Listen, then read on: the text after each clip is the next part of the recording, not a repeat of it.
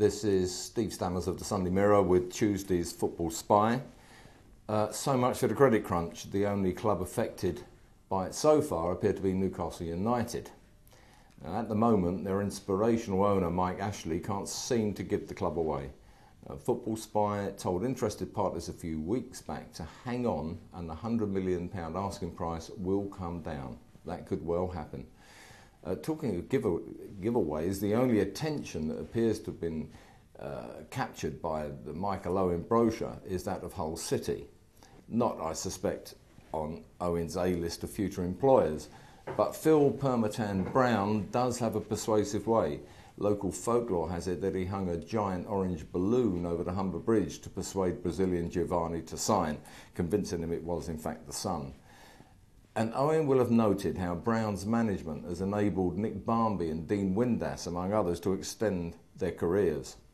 From his house in the northeast, Hull is less than a helicopter ride away for Michael. But watch for Blackburn. After the Rocky Santa Cruz soap opera came its inevitable conclusion when Manchester City, surprise, surprise, signed another front player. That Shay Given must be getting more nervous by the week. Sam Allardyce, who established a reputation for adding 2 or 3 years to the playing days of apparently spent forces like Ivan Campo and Yuri Djorkaeff, he will need reinforcements. Owen could be one of those.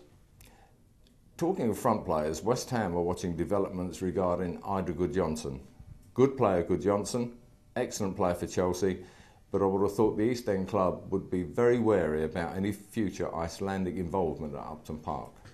Sunderland looks a more likely destination, although it appears new manager Steve Bruce is keeping a very close eye on what's happening with Fraser Campbell.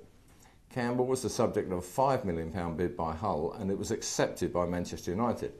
But the striker is currently on duty with the England under-21 squad in Sweden and has been distinctly evasive about his future plans. Again, be ready for a late swoop by Allardyce.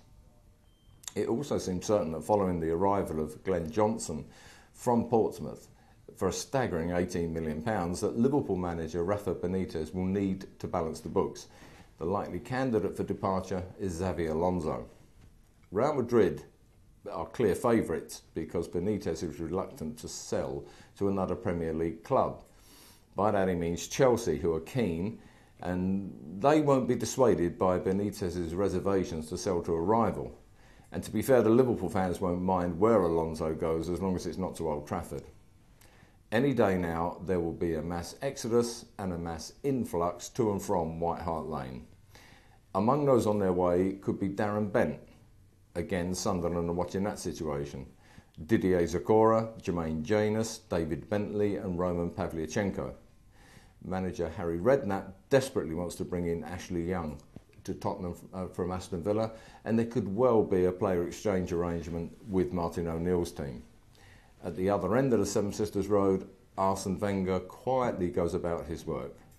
Thomas Vermaelen has arrived from Ajax, and Wenger is also considering a move for Bordeaux's Marouane Chamakh. That depends on what happens to the Premier League's most unpredictable frontman, Emmanuel Adebayor. He's yet to decide where he'll be next season. But Wenger can at least operate with the knowledge that striker Robin van Persie has agreed a new contract, and this should fend off any interest from Inter Milan. Now you can find out all the latest transfer news, player videos at the Football Spy blog at mirror.co.uk/spy. And I'll see you next time.